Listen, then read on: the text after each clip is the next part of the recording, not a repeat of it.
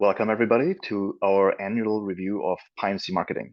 I'm Thomas Wiki, the founder of PyMC Labs, and today I'm joined by Niall Oulton and Carlos Agostini. Niall and Carlos, do you want to introduce yourself? Hi, yeah. So I'm Niall. Work as the marketing analytics director of marketing analytics at PMC Labs. Um, Come from a large background of in working with MMMs in industry and work now within PMC Labs building advanced Bayesian models in that space.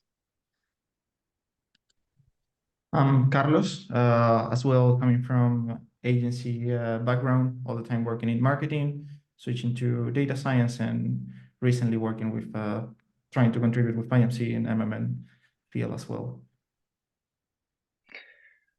Thanks for those introductions. Really excited for everyone to be here.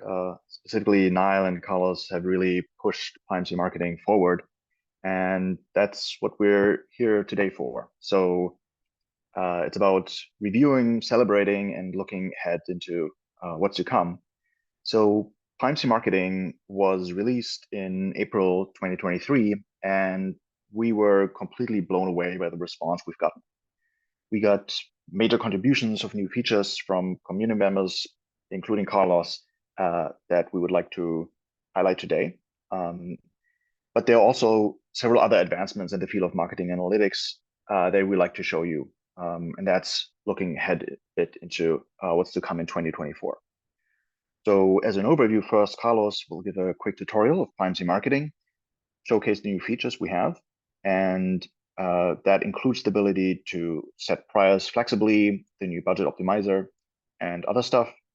And then we will switch to Niall, who will demo GPT MMM, which is really cool. And it's a new GPT assistant that's essentially a marketing analytics expert equipped with the full knowledge of PyMC Marketing. So you can ask it general questions, but you can also ask it more pointed questions of how to perform certain MMM analyses using PyMC Marketing, and it will generate code because it knows the documentation and all the code.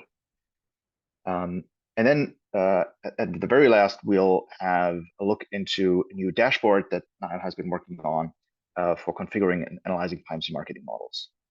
So with that, I'll give it over to Carlos for the PyMC Marketing tutorial and new features. Thanks again, Thomas, Niall, for the space. Really excited to show the new things that we developed this year. So everyone can see my screen? Yep. Yeah, great. So today, basically, I just want to do like a quick recap about all the things that we have been building, a few of the most recent launches in the library. And for that, we have a small like demo data set that is just synthetic. So I spent time creating this data set just to explain it. And let's see. So as you know, if you want to install PyMC Marketing, you just need to do the regular pip install. If you want to be sure that you're installing the last version, you just need to use the upgrade command.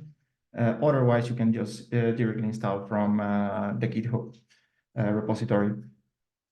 And from there, if you see, right now we are working in our Jupyter notebook. We are using Python version 3.1. And these are like the other dependencies that we have around. If you want to check and be sure that everything is, in your environment, everything is same. So let's read the data frame. And basically here, what we have is a very simple like data frame with 3 channels. Let's say that we are analyzing investment in Meta, Google, and out of home. And we have a target variable that for you, in your case, can be whatever. Can be sales, can be, I don't know, new. In my case, I'm working in Bold, and this is like first rights or rights that people is doing, or I don't know, can be any unit economics metrics. And DS is just a timestamp about when this new sale or new unit of your dependent variable of your target variable happens. And start with now, one of the first things that I want to do is like initiate. The model is like quite easy and can be even quite familiar. Recently, at the beginning of the year, we did this transition to a new API format where we give this sklearn kind of way of training. So if you're familiarized with Scalearn, then you will see that you can just create the two variables that your model needs, your X and Y, and you can just then feed the model. And the good thing here is that even if we are creating this feed method, we are still holding all the, for sure, PyMC features around the sampling. So you can define the target sentence, change, draws, tune, whatever you need in order to initialize the sampling process and train your model. So if you just run this, you will see that this is actually like quite fast. In this case, we are just checking like 61 observations, so we will take a few seconds. But if you're working with actually larger data frames, you can even work on top of NumPy. So you can use that as the sampler, and you can actually even put all the sampling process in parallel. So that will help you to speed up your training if you need. So as you see, we feed our model. We already have like the response. We can see the posterior, the samplings, and all the information from the sampling method. And we can start to use the default functions that PyMC Marketing has built. So one of those is, for example, upload components. So here we can just quickly see how much contribution we are getting from each component regarding the target variable. That will be this black line here. And yeah, you can just analyze and see which variables are maybe contributing negatively or positively, and so on. And if you just want to be like more detailed, you have other functions like compute mean contributions over time. And this will kind of give you your the information of your contribution per channel and your baseline contribution, everything in the original scale. So if you need to do other plots, you can actually use this data frame. And you can use this data frame and build it on top. So this is kind of the basics. If you need more information, you can just go to PMC Marketing notebook example that is just here, and you can guide you and get a better knowledge about all the other features that we have. This is like intro. Now let's go for one of our newest features that we just actually recently pushed, I will say like 2 or 3 weeks ago. Please, Thomas and Niall, correct me if I'm wrong. But it's the possibility to customize your prior distributions. So right now, what is happening behind the scenes is that each of these parameters, like intercept, beta, lambda, and alpha, are modeled by a prior distribution that we are like predefining.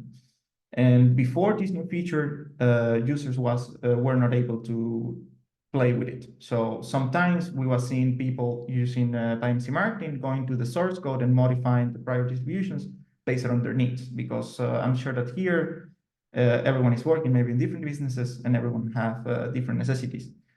So we saw that opportunity as a moment to create this feature where now we give you the possibility to tweak this prior distribution as you need based on your assumptions and kind of customize the model to your business knowledge. So one example that I actually have is that I heard some friends saying that they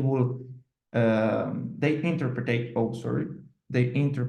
the intercept as the baseline contributions, the ones that will happen anyways, even if you stop all the ads and whatever.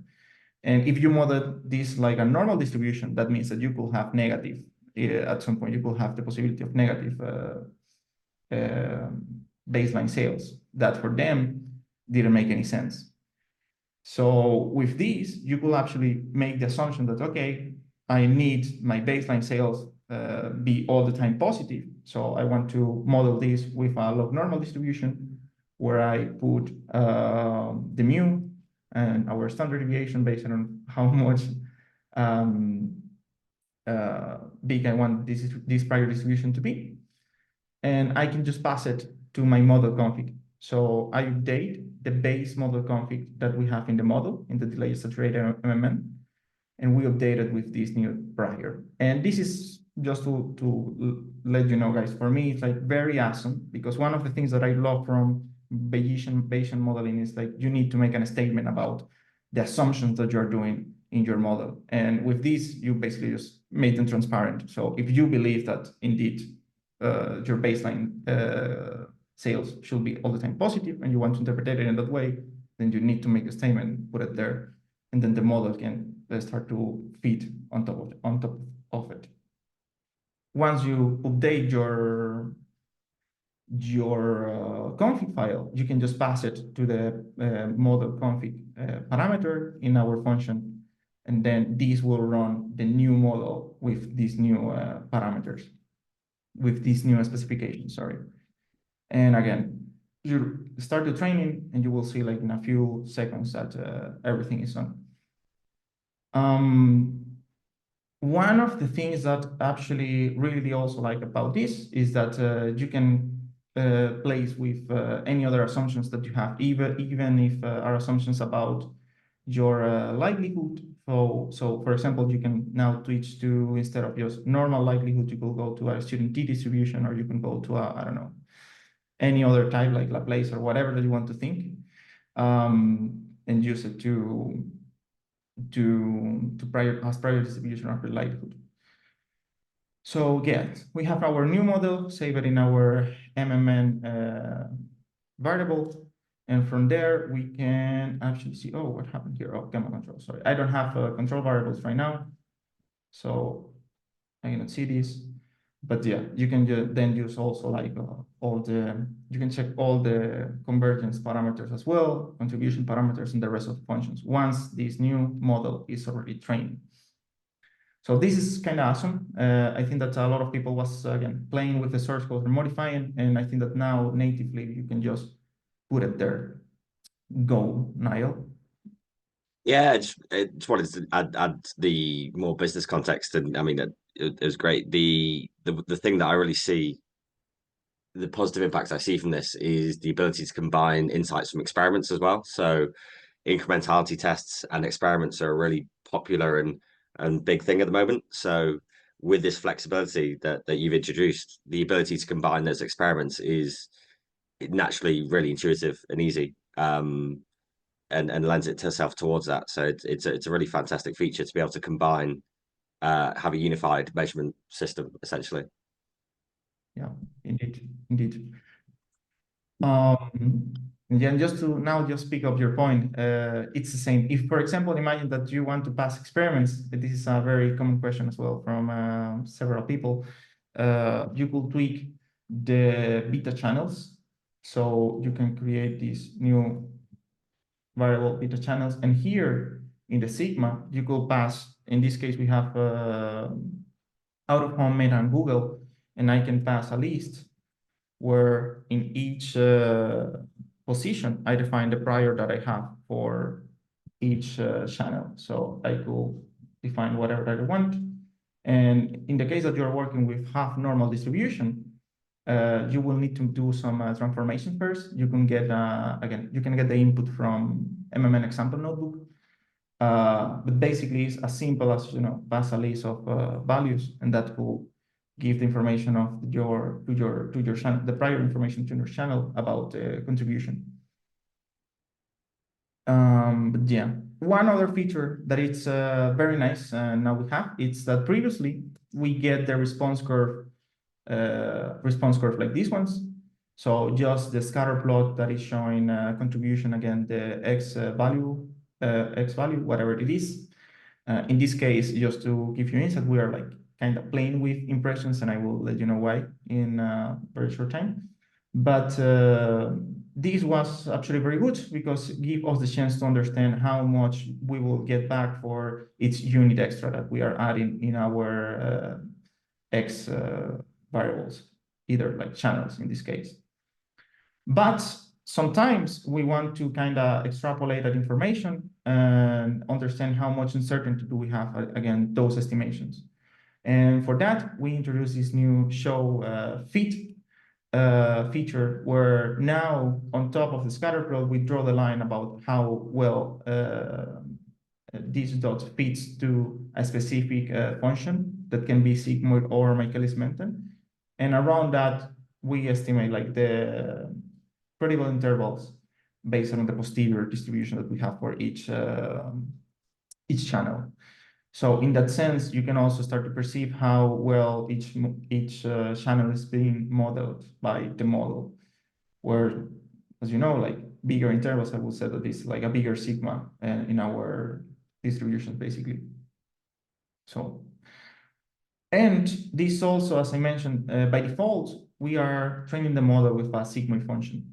But you could also play with this and see if Michaelis-Menten function is actually fitting better your dots. So you could use switch the method, use Michaelis-Menten. Now you see basically the same fit in this case, but based on another function. And these values alphas that you see here in the case of Michaelis-Menten or either sigmoid, if you don't choose method, are basically the asymptom, the maximum contribution that we are estimating that your channel could have in case that you decide to spend further. So in the case of Meta, we are saying that the maximum contribution for mean maximum contribution for Meta will be like 214. For Google will be 459 and 94 for out of home. And this is WhatsApp very nice features because this actually allow us to move forward with budget allocation. So we will explain a bit about it in a second. But very recently as well, we'll launch a new adjustment where we can now plot all the curve together and we can start to compare and see maybe which channels are doing the response better than others. So here we can see clearly that Google grows faster for the same amount of spend than the other two. And this is very valuable information when you're thinking and take decisions about where to spend your money. And that actually directs us to our first use case, that is time-based budget allocation. And what I mean here is that, as I mentioned, here, let's assume that X represent the amount of impressions. So we are, in this case, the curve is saying that if we get, I don't know, 600,000 impressions, we will get 300 of contribution for Google. And we can use that information because maybe a few of you know, platforms like ad platforms have different, sorry, Thomas? Yeah, we just got a question. Julia asks, thank you for this demo. What are the units on the x-axis on the response curves? Is it raw spend or is it the ad stock transform spend? No, this is just a spend without the transformation. Actually, this is one of the things in this response curve, we are just seeing direct response. So the ad stock transformation is not taken in account here, but you can actually plot it as well. You can plot the full curve with the ad stock taken into consideration. I can show you in a second, but I think that I will do it later. That's all. Yep. Nice. So what I was saying is that ads platform have like different performance over time. So time is one thing that usually when we're like doing modeling, we tend to skip. But with this feature of response curve, you can bring it kind of back, not in a form of time variational coefficients, because we are here not modeling how the coefficient varies over time, but we can understand how the response can vary over time with a few small assumptions. So let's say that you train your model based on impressions, as I was mentioning, and then based on your historical data that you have from Facebook, Google, or Meta, or out of home, you estimate how many impressions are you getting per month for each euro or dollar that you're spending.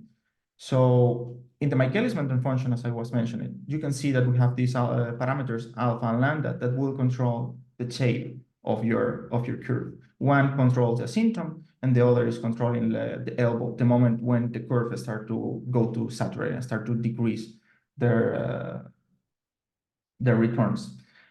And if you understand that, you can actually just use a compute channel curve optimization function individually still in MMN and see the value of these two parameters for each of your channels. And now that you understand that, you also can think that the lambda value is actually positioned in X. So if lambda is 3.06 here, that means that when meta arrives to 3.06 impressions here, he will start to saturate. He will start to decrease the speedness of the contribution. And then if you already know that that value is in impressions, you can divide that step by the number of impressions that you will get per euro at certain month.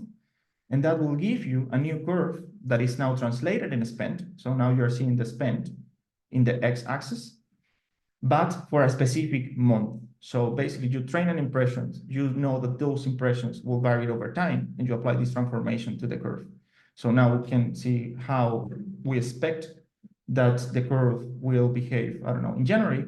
And if you have the information, I don't know, in of September, you could do the same and actually compare. And in this case, that means that, I don't know, let's see Google, that is kind of obvious.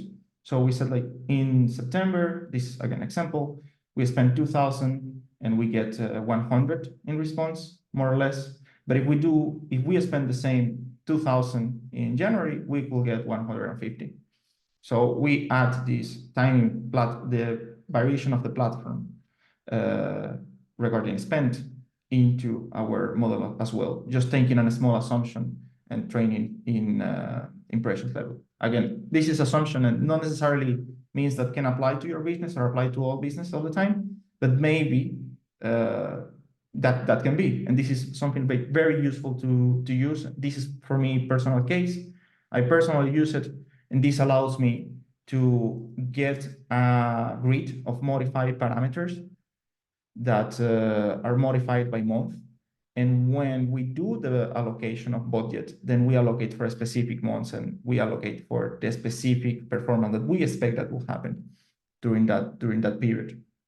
So as you see here, you can just make it general. So you have your grid of parameters for Michaelis-Menten, and then you go take the second value in your dictionary and divide it by the number of impressions that you are getting per each euro that you spent in that specific month.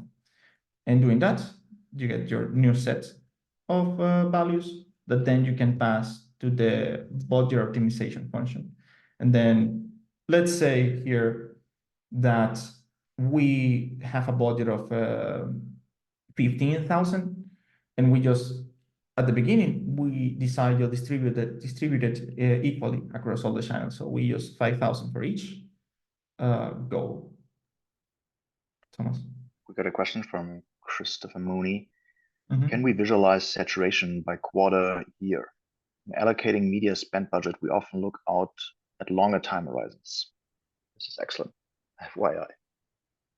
Yeah, but I mean, you see the saturation like over year, you mean? Yeah, can we visualize the saturation by quarter/year? Yes, I think that it's you could actually do the same tweak, and this actually depends on your data. If your data is trained like in a weekly basis, I will say that you just need to multiply the values that you're getting next for the number of, in this case, if it's for quarter, then you will need to multiply by 12.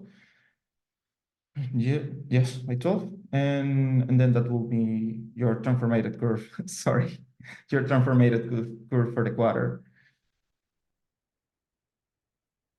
So that will be like kind of my reasoning. I honestly didn't have it up to date, but that's my quick thought, I believe. Yeah. So yeah, let's say that at the beginning, once you do these transformations and then you have the parameters of your Michaelis-Menten functions, and not in impressions level, in a spend level for a specific period. Let's say that your budget was 15K. You was planning to split it equally across all the channels, and you can estimate the total contribution if you just spend linearly 5,000 in each. And then here we can say like, okay, spending 15K, we will get 340 response, whatever is your response.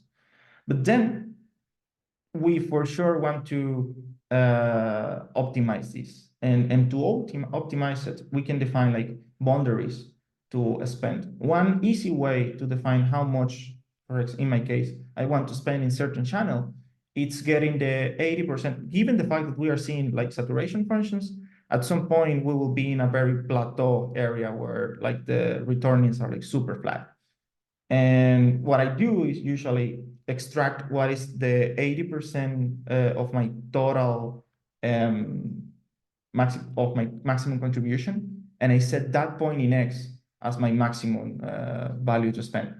So I said like my budget will be between 200 and that point, this point in Meta, that you can easily as well calculate it with Michaelis-Menten if you just take the lambda value and you multiply by 8, or by the number 8 if it's 80%, 9 if it's 90%, 5 if it's 50%, and so on. That's how you get the point in X where you basically get the 50% of the reaction in the case of Michaelis-Menten, and then you estimate the results with the new boundaries. And now we see that spending the same 15K, but with a small difference. Now we are spending Meta 3.7, 9.6 in Google, and 1.5 in out of home. We get an extra of almost 40 extra results. So this is kind of what we are trying to get, right? We are trying to spend the same amount of money, but get more contribution in return. And this is a way to do it. I'm not sure if extra questions are posted or something before me even move to the second use case. All good for now. I'll raise the hand if there's more. Nice.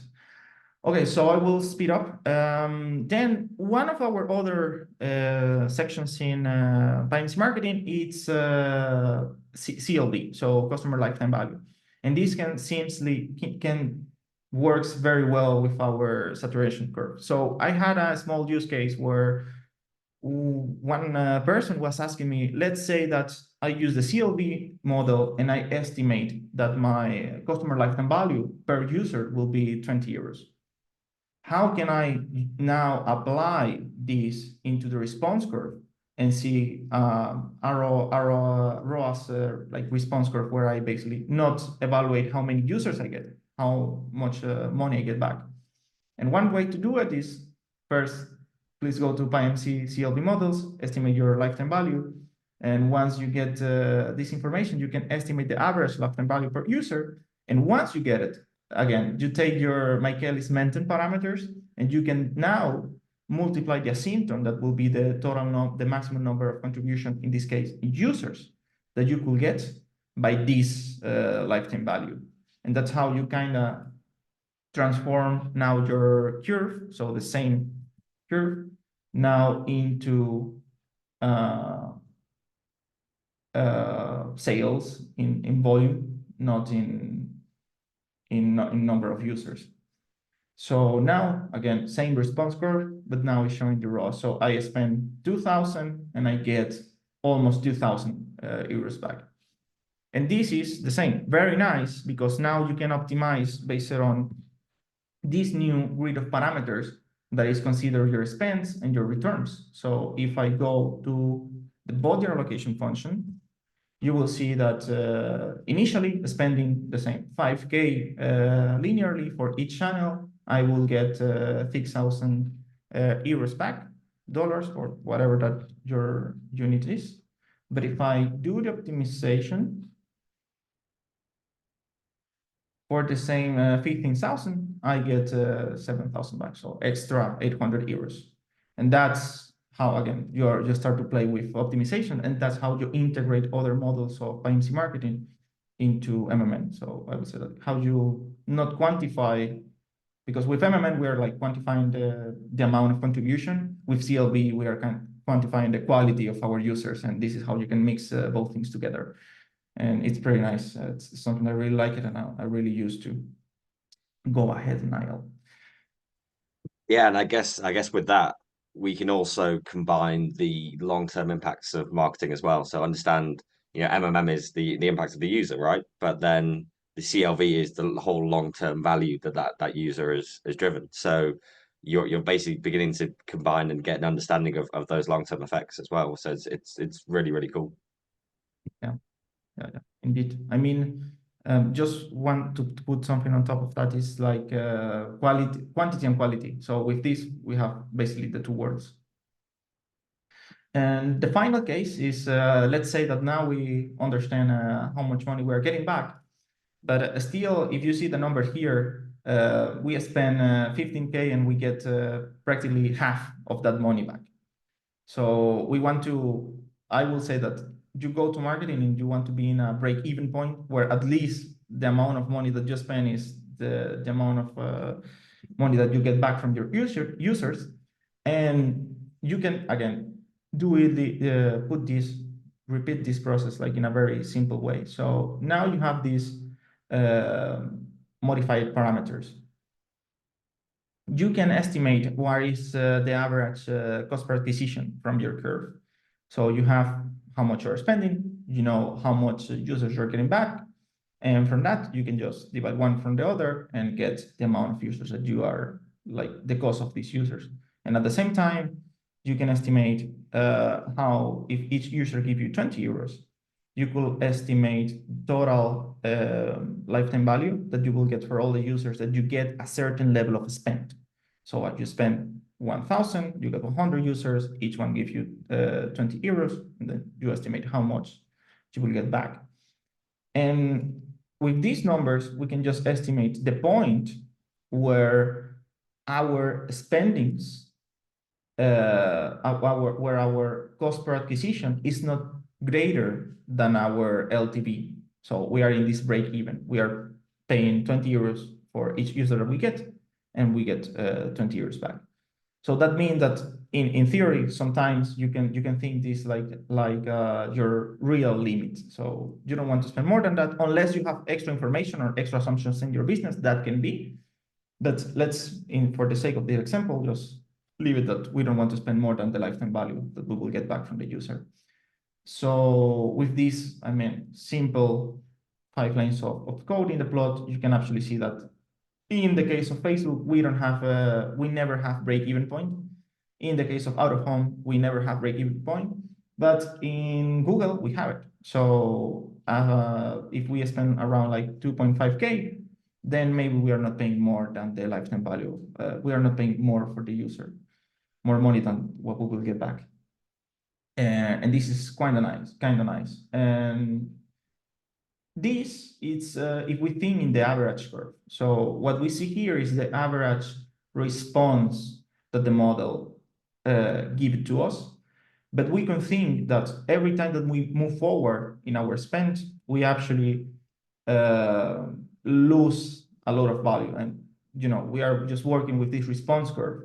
So if you think about it, as soon as you move forward in your spendings, basically the cost per acquisition goes like in an exponential way. You're all the time paying more and more and more. So you can take that info and estimate as well. And now you will see that the actual break-even point in marginal terms, for example, in this case of Google, is not to 2.5, like at the beginning we were checking, it's actually like 1,000. So how we get this is just taking the same cost per acquisition, but instead of calculated directly over the amount of money that we are spending, we calculate the difference in cost per acquisition that we are getting for over the difference over the money that we are spending. So these two will give us our marginal cost per acquisition, and finally we could detect the break-even point. And why all of this is important? It's because finally, if you have this information, then you can set your limits. Let's say, again, we know that either Facebook, either out-of-home have a break-even point, sorry. So you just set, let's say, 200 euros to spend in those channels. You want to spend just the barely minimum. But for Google, you said like, let's spend up to 1,100. because after that I'm paying more for the users than the amount that I would like to. And now when you do the optimization, you will see that spending the same 5,000, now finally we are getting probably one point, sorry, not 15,000, 1.5 K, we are getting almost 1.5, we are getting 1.4 in this case. So we are close now to the break-even point where our marketing investment is similar to the amount of money that we should be getting back based on our model, our other model. And this is, if you see, like very different than the first pictures where we are just getting half of the amount of money that we was investing. So this is kind of what I wanted to show today. Also mentioned that new features are coming. Actually, Niall is involved, Will is involved as well, and a lot of other people. So probably in the near future, you will see how to do out of sample predictions. You will see how you could activate time variational coefficients into your model. We are also planning to bring hierarchical models probably as well, like in the future. So you could start to play with hierarchies. That is something that I would say that in MMN is like, at least for me in my kind of business, it's kind of important. Give you a lot of more information, and again, makes you put your assumptions into the model and be like super clear about what you're trying to predict.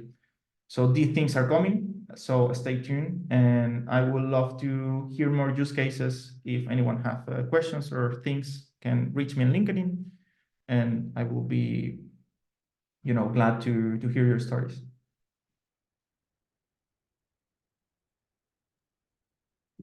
Cool. So yeah, no, you never cease to amaze me with the work you do, Carlos. It's absolutely brilliant. I actually, yeah, it's just amazing. So I guess moving on to the next thing is the GPT, and I'll just share my screen. But essentially, the motivation was to package up Carlos and put him in GPT and have your own assistant, so you can do all these amazing, incredible things. Let me just share my screen. Cool. So GPT, it's accessible through ChatGPT. So people might have seen the OpenAI keynote, where they showcased the option of GPTs. So we saw this and thought it was a great opportunity to build one specifically on PyMC Marketing and general marketing theory, because what we were finding is whilst ChatGPT is good, I think everyone knows it's the training data can get outdated. And also the answers can be sometimes quite generic. So really we wanted to fine tune it to understand the latest in PMC marketing and latest marketing theory, so it can essentially be an AI assistant. So, whatever let's say you want to do something that Carlos was mentioning before, and you're not quite sure exactly how to do it within PMC marketing, GPT can act as that interactive assistant and guide you in the right way to do things. And we keep this regularly updated. So if there is a change to the API, as soon as we make that change, the training data is also updated. So there's no time lag of waiting for things to be updated. I'm just going to give a quick demo. On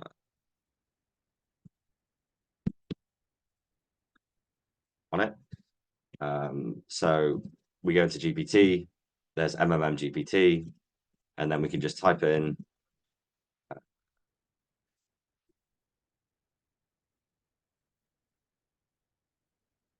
and then hopefully it should produce an output.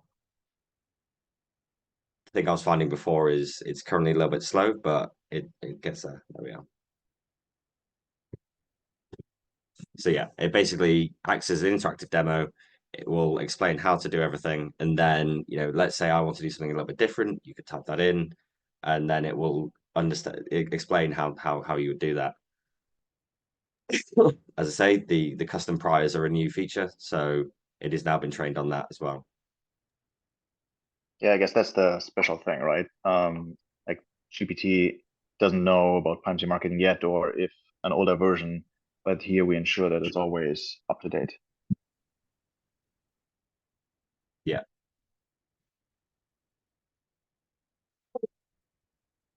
Cool. So yeah, the link's freely available. It's always free. So as long as you've got a ChatGPT account, you'll be able to access it. And I say, yeah, I'm just showcasing here that it's got the brand new config. So if you're unsure exactly how to set priors, this will showcase exactly what you need to do to set those priors. And if you're not quite sure what the different coefficients mean, it will explain exactly what they are. And it could also advise on what type of likelihood should I be using in what cases. So it's really useful in that scenario. Cool. So the next thing I wanted to go on to is the SaaS platform that we've been working on. So we've got a variety of different clients who have different demands on needs. We've got PyMC Marketing, which is obviously really useful and really flexible. But obviously it's within Python. What we wanted to do is make it even more accessible to people who might not have the coding experience or have any data scientists at their company. So I've worked to build this interface.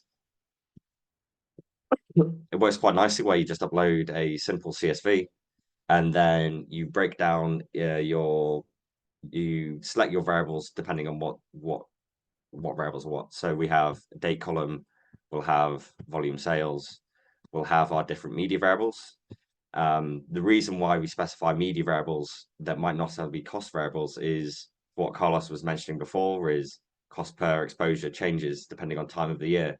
So to have that flexibility to be able to model exposures or impressions or GRPs is really important. What we also want to do is link any costs to those variables as well. So we want the model to know which variable, which cost is associated with which variables, so they can perform optimizations and so on.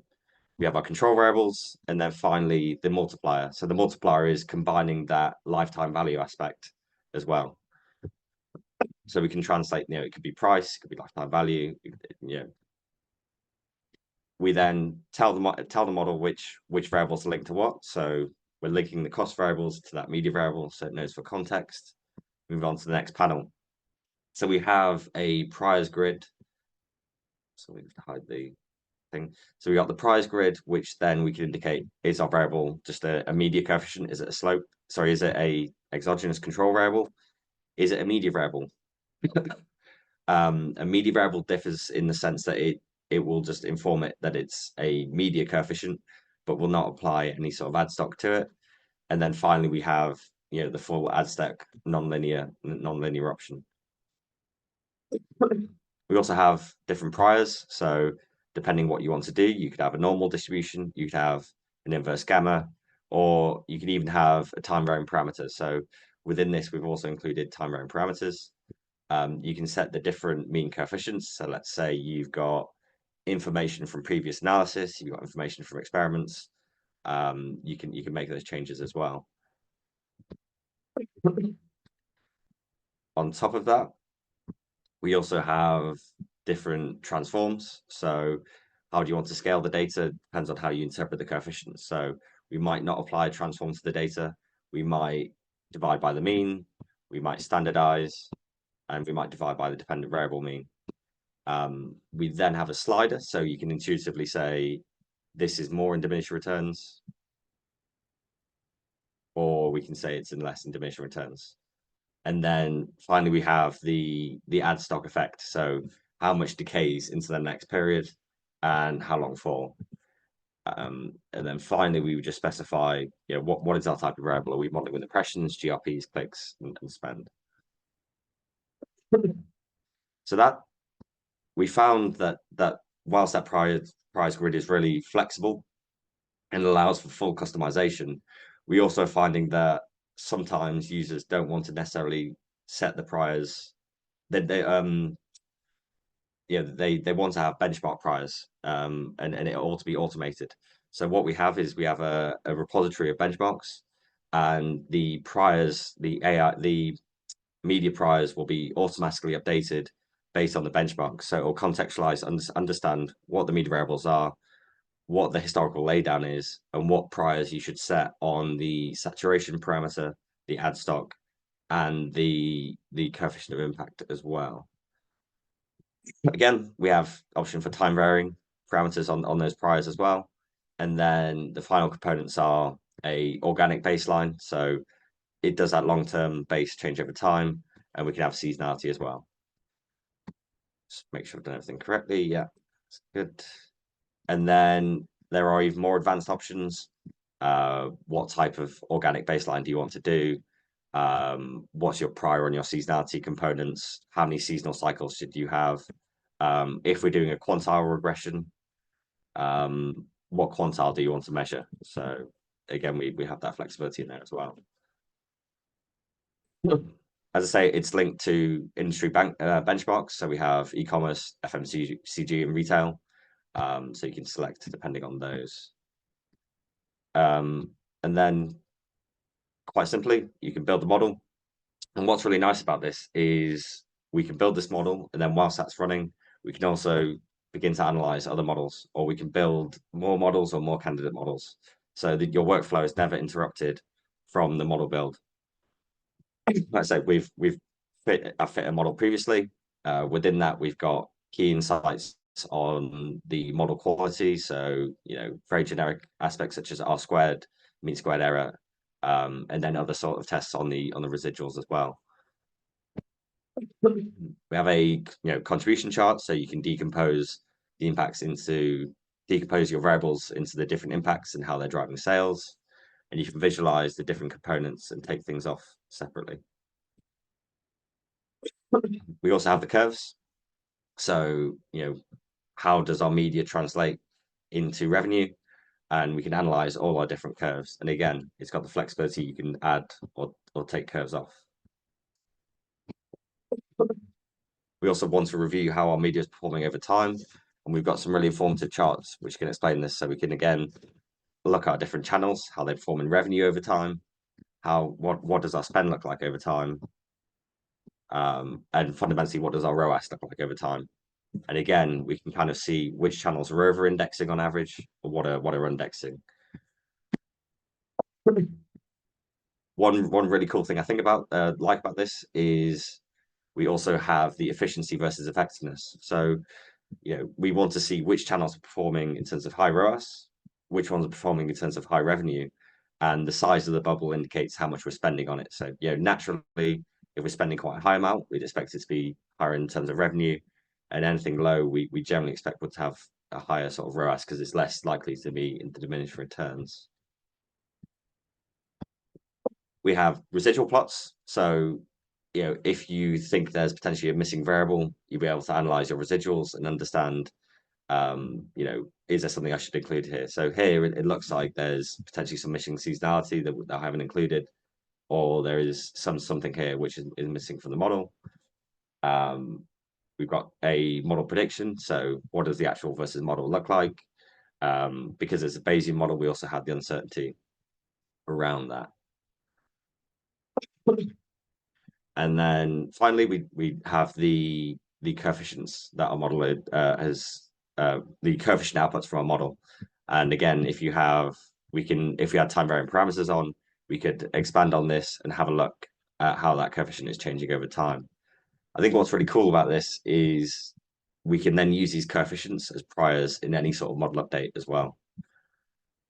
On top of that, we also have a budget optimizer.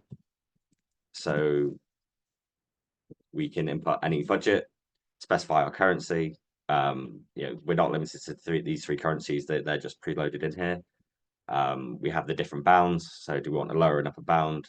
We don't have to specify bounds, but we can also choose to on some if we want. The number of weeks that we want to optimize for. So are we just doing a week optimization? Do we want to look quarterly, or do we want to look at over the entire year? And then finally, I think this is one of the coolest things is the option to capture uncertainty in the model as well. So naturally, with our model, we know that we have a mean coefficient, but we also have some uncertainty around each parameter. And what we can do within our optimizer is, we actually want to capture that full uncertainty and making sure that when we're optimizing, we're taking into account the full risk within our framework, and we can just quite simply say yes, and it will take into account that uncertainty. And then finally, we have a very flashy optimizer loader, which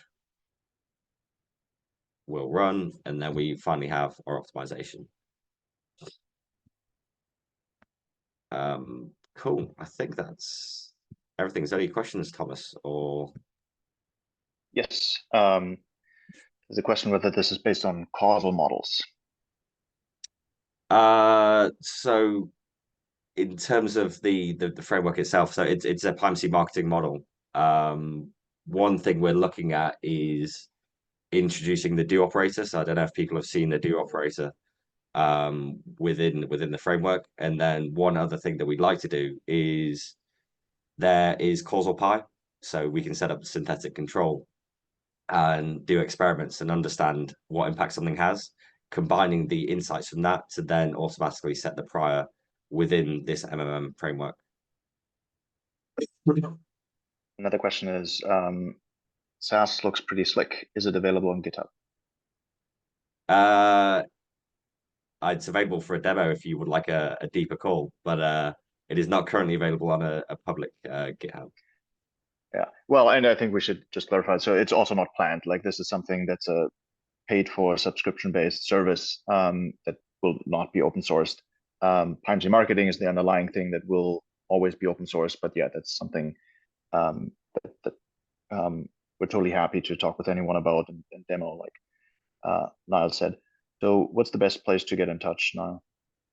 I've got a Calendly link. If we put a Calendly link below, that's generally the best way. Also, just feel free to message me on LinkedIn. I'm quite responsive to anyone reaches out privately as well. So, yeah. Awesome. And who do you think is like the target audience for that tool in terms of like expertise and or like maybe position in the company? Yeah, and so I think this is quite interesting. So when I first designed it, it was more designed for quite advanced users. So you'll see there's a lot of flexibility in the types of likelihood, the types of prior. So I really want to have that ability to encode that. Now, what we don't, and not everyone is so well versed with Bayesian models. So that is the reason for having things like the benchmarks and making it more accessible. So it has that automated side to it. So, you can use this to a really high advanced level if you're an advanced user, but it's completely accessible to anyone, even just like a marketer who just wants to load in their data set, specify the variables, set automated priors, and then you've got your dashboard with all your results as well. Cool. Serkan asks what the monthly fee is, even if it's a rough idea, but I guess the best thing would be to get in touch. Yeah, get in touch. Cool. Well, I thought that looked really slick. And overall, I'm quite amazed not only by like the innovations that have happened in this year, but also really what's coming down the pipeline. And Carlos alluded to that already. Just for the open source one, it's the time varying parameters, which we found, and there's a blog post on the PMC Lab website about this, that these make a huge difference in the accuracy in modeling your data. So really excited to have those in there. And I guess there's going to be the way that we're going to add them is via Gaussian processes, but in a scalable way. So there's like an approximation, and there's some really nice new other features in PyMC that allow us to really make this much more automated and to fit in the length scale, how quickly those parameters are allowed to change, and of course the hierarchies, which also are a critical component. So with both of those, I think it's quite remarkable that the open source solution is among the most advanced of models that are out there, period, open source or closed source. So yeah, I continue to be amazed by like the innovativeness of open source, where you just like put some stuff out, and in the beginning it wasn't all that special, right? It was like basically the Google MMM, and but very quickly people came on and were starting to contribute. and to the state it's now in. So yeah, I personally couldn't be more excited about the progress so far and for the future ahead. Yeah, if you have any closing remarks, happy to hear. Yeah, I would like to just mention a few persons just reached me like this week before this webinar, and they was asking me like how crazy is open a PR in PyMC marketing or PyMC period. And honestly, I was that it's just take the chance, take the time, expose your idea, and fork the GitHub repository and do the PR. Like we don't. I believe, Thomas, and please correct me, we don't have like this kind of bureaucracy that only a few selected people can open a PR or whatever. So if you want to contribute, just contribute, and I will push everyone that wants to do it just to share their ideas and make it, because that's how we just move forward knowledge, right? I mean, thanks to community. Exactly. Yeah. I mean, and Carlos, you're a good example, right? I mean, we didn't know each other, and then you just like wrote this amazing blog post and started showing up on the GitHub repo and just making these cool contributions. Same with Will Dean, and many other contributors. So yeah, that we're super excited about contributions from anyone. So actually, I just saw there's more questions here. So is the notebook available? I guess that's Carlos's notebook. And actually, I mean, I was so blown away by the presentation. Maybe there's even something where we can like add a little bit more meat to it, because this combination of the MMM and the CLV stuff I haven't seen published before. So I don't know, like notebook, blog post, what are you gonna make for us? Definitely, I would love to go to a blog post as well. But we can make the notebook available. I don't know, in even the GitHub, maybe, I don't know, or something similar. Or otherwise, I just put it in Google Drive and you can download it. So yes, will be available. Yeah, I think it would be great to add it to PMC Marketing for sure. Great. Hitesh asks, are you also exploring inclusion of variables like reach and frequency instead of just impressions in the MMM model as input for channels? Yeah, this is probably a reference to Google's paper on the reach and frequency. I am definitely looking to do that. It's definitely on that development list, and we're working within PyMC Labs with some clever people to work on how we can integrate that or a function that does capture that.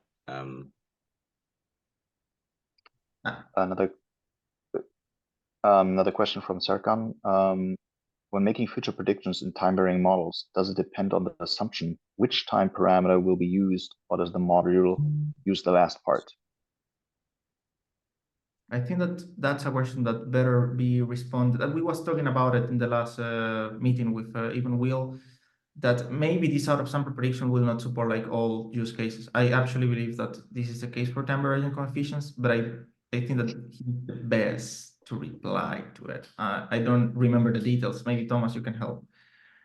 Yeah, let me take the opposite side of that bet. So GPs are quite good at prediction, forecasting, right? So they wouldn't just like take the last value, but actually like say there's a seasonal component that you're learning, right? So the GP would forecast that seasonality as well. And maybe there's also a linear trend component.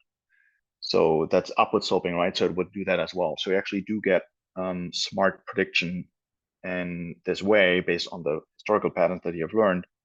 And those also include uncertainty, right? So as you forecast more into the future, you will be more uncertain about that future and potential things that are going to happen. So, but yeah, it's not an easy task, but in principle, that's how you could do it. But yeah, how exactly we're going to do it is still going to be decided, I guess. And then which algorithm is used for time varying coefficients? Yep. So I guess we're using the general class is Gaussian processes, and the specific approximation is HSGP, Hamiltonian space Gaussian processes, and those make it scale much more favorably. HSGP is something that's implemented in PyMC, Carlos. I just think that you said Hamiltonian, I think that is Hilbert. Hilbert, thank you. Yes. Thomas has become a walking chat GPT where he just like works out what's the most probable, what's the HM, yeah, that's the most probable. Exactly. Um, Yeah. yeah, just to add to that as well, Bill has devised some incredible function which we've integrated into the platform, which you have the M and the C, which are the different parameters you control. Now, manually you have to set them, but there is a way to automate them based on the length scale within the model and based on the it's just length scale and number of observations. So we've got an automated algorithm which knows which parameters, what the parameters need to be. So we'll have the model doesn't underfit, it doesn't overfit, and it does it in the most optimal length of time. So it's really beneficial for the user experience, and that's something I think we're looking to integrate within PMC Marketing as well when we release the TVPs and that. Yeah. Amazing. Niall, any other closing remarks from you, Anne? No, I think that's it. I think it's Isn't there a incredible to website see. for GPT MMM? Yeah, that's I think I mentioned that before, but yeah, if you go to mmm-gpt.com, it's there. But yeah, no, I think closing, it's always amazing to see the work Carlos does, and how PMC marketing can be used in such interesting ways, and it never really ceases to amaze how things have moved so quickly from, the the simple release in April to how people are using it in a wild variety sort of ways. It's really incredible. Yeah. So yeah, thanks both of you for the presentation and for all the work you do with PyMC Marketing. Thanks to everyone who joined and is using PyMC Marketing and making it a success. Had a great time. Hope everyone will have happy holidays. Have a good one, everybody. Yeah. Bye, guys.